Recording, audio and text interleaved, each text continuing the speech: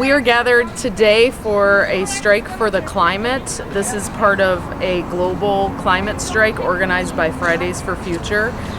It has been being demonstrated all day today, all over the world, and we wanted to represent for Cottage Grove to bring attention to the seriousness of the climate crisis that we're facing.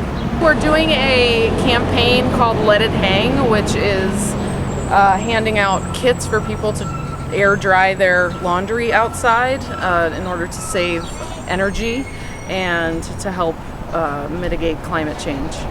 It's a small thing, and we realize it's a small thing. We really need big actions from world governments working together to help with people who are displaced by climate crisis, to help stop the direction that we're going now.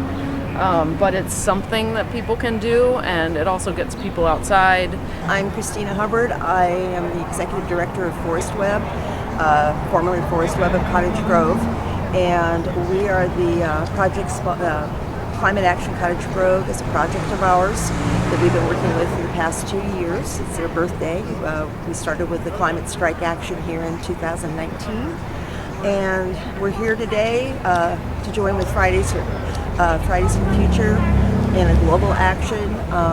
We're going to be having people on Main Street with signs and do about an hour vigil, and we've got people coming all over right now because we want to emphasize the fact that we have a climate crisis going on. People need to be aware of it. The climate crisis is real. It's now. We can see it in the wildfires, we can see it in the hurricanes and the weather events, and it's going to cause a huge change in our world.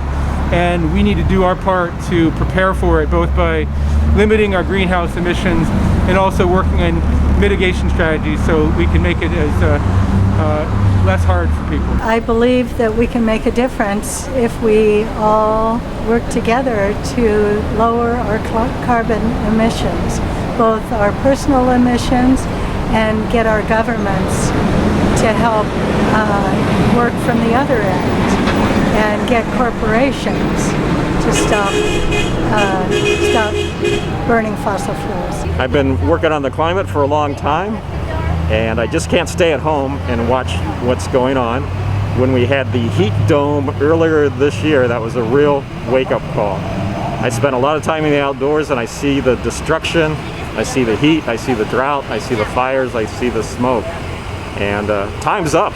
We got to do something now. I'm out here today to encourage people to know that we are going to transition to a clean energy future, and it is coming, and hopefully we can get excited about that and benefit from the change that needs to happen. I'm here because these are my sisters and brothers that are here.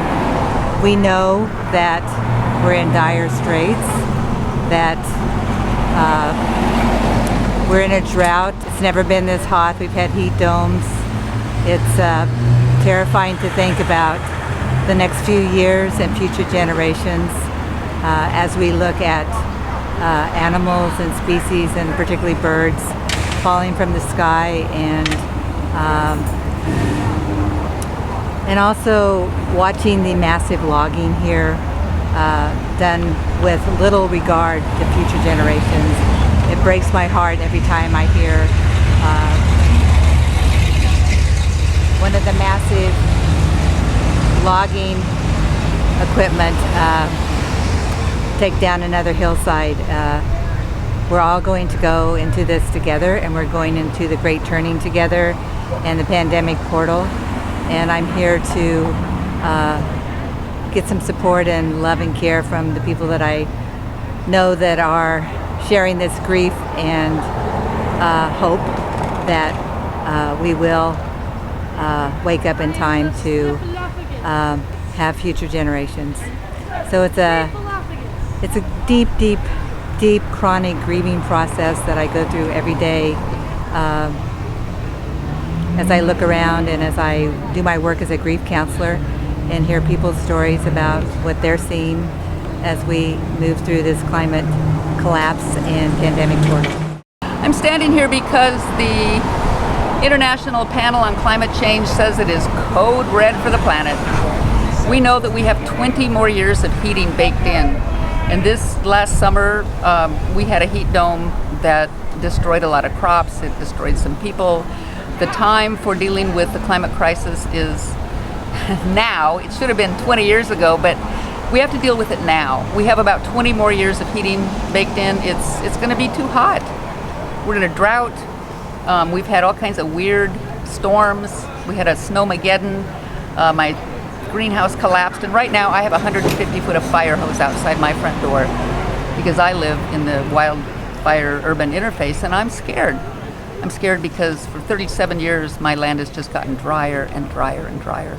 So it's climate change. We're in the fight of our lives, and can't change everything, but I could be out here right now holding signs and seeing some really good people from Cottage Grove smiling, waving, giving us the thumbs up. So I think people are waking up.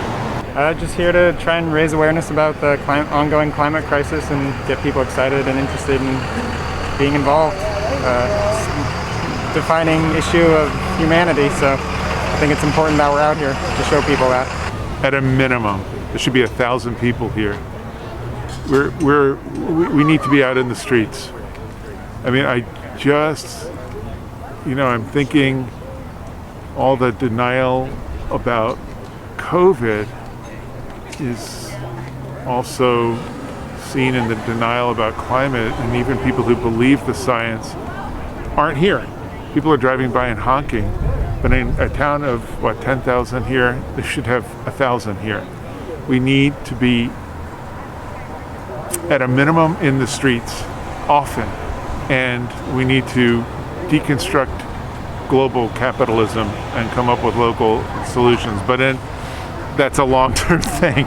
But we just don't have any time to minimize the devastation of climate collapse. I just think people, no matter what their jobs or age or station in life, need to drop what they're doing and get in the streets. Because the time for change is now. It's overdue. Hopefully we could raise awareness in some way. We only have one home that we all share, and that's our planet Earth. And without it, none of us have a livelihood, none of us have a future, especially our children.